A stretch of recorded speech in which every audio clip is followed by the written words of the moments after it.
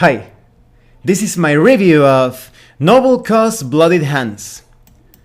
This is an adventure compatible with both the Pathfinder role-playing game and the Dungeons & Dragons 5th edition RPG. This was written by William Tucker, so you can expect some pretty dark and gruesome situations within. You will see some of the most ruthless aspects of what a Thieves Guild can accomplish during their plans for dominating an entire area. Now let's talk about the quality of the PDF. Oh, but before that, I'm going to put a few links in the description below so that you can check out some other adventures written by William Tucker. I highly recommend that you check those out. So the quality of the PDF is pretty good. The only criticism that I can come up with is that I found a couple of typos and a couple of the illustrations felt too cartoony for the theme, but everything is well organized and written. And the document is fully bookmarked. You have awesome illustrations all over the place featuring the situations that you will encounter in the adventure. And the document has hyperlinks to the D20 system reference document. So overall the quality is great despite the typos and those couple of illustrations. Now let's talk about the contents. This adventure is quite deadly. There are many encounters that could serve for a total party kill, as expected of total party kill games. So this is something that you want to challenge those players that feel like they can take on anything, those that feel like pros at fantasy RPGs. This adventure will surely challenge them. And the story is this. There is this main villain, this dark stalker known as Borlash. Now, even amongst the dark folk, Borlash was a bit of an eccentric, perhaps too sadistic and quite ambitious. He had this surface elf slave known as Gelfenrain. And this elf slave, perhaps in an attempt to save his own life, he taught Borlash quite a bit of the surface world, and he taught him how to develop his skills or combat style using bow and arrow as a method of stealthy assassination. Eventually, Borlash was considered a bit too eccentric for the dark folk, so he was cast out, and Borlash decided to make his way to the surface world, where he would find some profitable opportunities. After he got enough information from his elf slave Gelfenrain, he tossed the shocked slave into the cooking pot, and he and his group ate the elven slave because Borlash made it to the surface with a group of loyal followers and slaves, and he knew almost nothing about the surface world besides what Gelfenrain had told him. But lucky for him, he ran into a couple of Jackalware siblings, Sandler and Haris. And these Jackalwares had been hired by this evil Duke, Haris Dunhar. Now, Haris was in love, or at least he thought that he was in love probably, with this beautiful woman known as Julep Velaway. But she loved his younger brother instead, who is Baron Bruce Dunhar.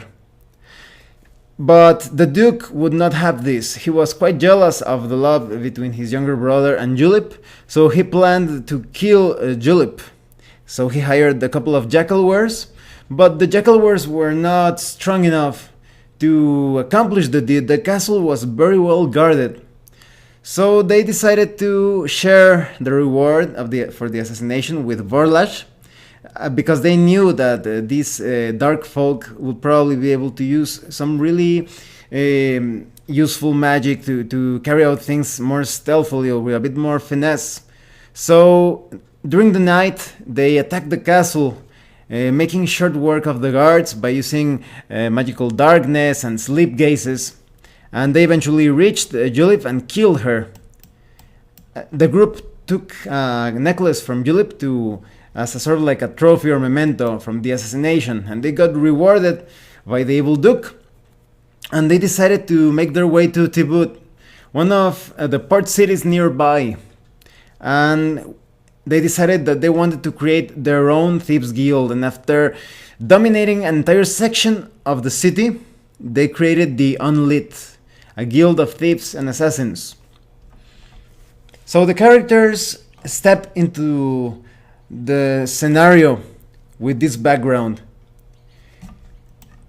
Baron Bruce Dunhair was not happy when he found his wife murdered, so he had plans of enacting justice upon those that killed her. So he hired one of the best bounty hunters to accomplish this, but this bounty hunter is not capable of taking on the entire guild by himself, so he will request help from the player characters. This non-player character, Terence Segnar, is one of the best non-player characters I have seen in an adventure, in my opinion, because he is pretty badass, but at the same time he doesn't steal the spotlight away from the party of adventurers, and he's also not weak to the point that he is a lame non-player character. So he's a very good plot device to get the characters into the adventure. The characters are supposed to be making their way into Tibut. Perhaps they are staying there for a couple of days to resupply or to find new opportunities for adventures. So Segnar will approach them, or rather he will approach those that look more on the fighter side of things. That is, he will approach paladins or barbarians or fighters because he has great respect for fighting men. And so Segnar will explain a bit that he has this offer that it might be in the best interests of the party to accept it, but he cannot give too many details about this business opportunity because the city guard of Tibut is quite corrupt. So he will tell them to meet with him at a tavern later that day, and the characters and Segnar will go their separate ways. However, unluckily, a group of thieves are overhearing the situation. Now, Tibut has this sense of a city completely controlled by corruption and by different thieves guilds. So there is a sense of potential gang war exploding at any moment. And effectively, because the thieves in the city are not exactly on friendly terms with Segnar, they will think that the player characters are on friendly terms with him, and they will try to ambush them. And this is a very dangerous encounter featuring a net. So it's going to take quite a bit of cleverness from the player characters to try to avoid the disadvantages that they will face during this encounter. If they make it out of there alive, they could run into a few encounters with the city guard, and depending on the non-player characters that they encounter, they could solve this through bribes or through diplomacy. Not all of the city guards are corrupt, but the player characters have different ways in which they could solve these encounters. Well, later on, they will meet with Segnar at the Broken Barnacle Inn and Tavern. And Segnar will tell them that he has also been attacked by these thieves. He barely made it out of it alive. He's quite capable and managed to defeat all of his opponents, but he resulted somewhat wounded. And so he will explain the situation to the player characters, that this noble woman was murdered and that he followed the tracks of the killers to the city of Tibut, and he has already found out where these villains are hiding, but there are two entrance/exit ways into that hideout. So he wants to carry out a sort of like a pincer maneuver or pincer attack with the party of adventurers going through one of the entrances, and he will approach the other entrance, and he will create a distraction. He will serve as a decoy so that the player characters have an easier time infiltrating the place. It's up to the player characters how they can approach this, but it's in their best interest to carry out this pincer maneuver. In fact, if they take too long, the operation could end up quite bad, because this all requires not only finesse, but also it's a matter of time. The Thieves Guild in this adventure feels quite alive, and they will change their plans and methods accordingly. In order for the player characters to get into the Thieves Guild, they need to approach this residence, the Fisket residence, that once belonged to Oron Fisket. Oron Fisket was a half-elf bard who got into quite a bit of debt. His performances weren't the best, at least in the eyes of the critics, so he had money problems, and the Unlit Guild approached him with an offer to keep this entrance to their hiding place somewhat safe, because the entire city of Tibut is built upon a complex network of sewers. So many guilds have their hideouts in these different chambers and tunnels below. So Oran's house served as an entranceway into the Thieves Guild hideout, but eventually he wanted out of this nasty affair.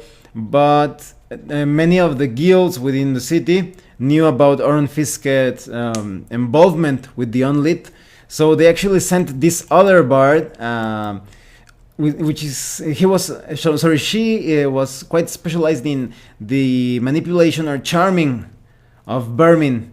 So she came to his house when he was out on a musical tour, and she infested the entire place with ticks and giant spiders. When he returned with his family, his wife and his 2 children, his wife was killed by the ticks in the pantry, and his 2 children were murdered, or eaten by killed by the spiders, because they didn't eat the children. They actually turned them into like sacks of eggs.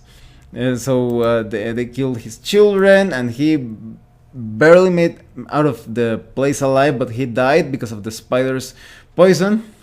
And he now turned into a ghost because he had quite a bit of regret that he could not protect his family. So player characters have to enter his residence, and will have some trouble if they are not careful with some of the thieves that are already there and that they are not aware of what has happened in the house. In fact, if the player characters take too long in getting into this residence, one of the thieves will actually die as she explores the upper area of the house, because she will be attacked by the spiders, and because remember, these vermin were planted by a rival thief guild. So player characters have to make their way through their house, potentially helping the ghost, although this ghost is quite insane. The trauma has not left this entity, and this ghost will use different magical and supernatural effects to affect everyone in the residence, particularly the player characters, because he cannot tell who is foe and who is friendly. So if the player characters make it all the way down to the thieves' entrance, they will face a very little gauntlet.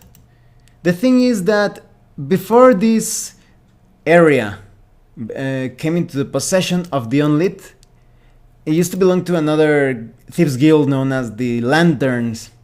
And the Lanterns had some very profane activities down there, to the point that there is actually sort of like a demonic temple within. So the characters will have to face the present and past threats. So they will have to fight against the forces of the Unlit Guild and anything that remains of the occupation of the Lanterns. There are many things that they will have to fight. So for example, not only will they have to face off against the guild muscle, that is a couple of half-orcs that are very good at fighting, they will also find many traps such as camouflage hatch traps, a grey ooze, some undead, and the demonic temple that I mentioned. There is a very nasty demon. So if the player characters are not equipped to handle that encounter, it could be trouble.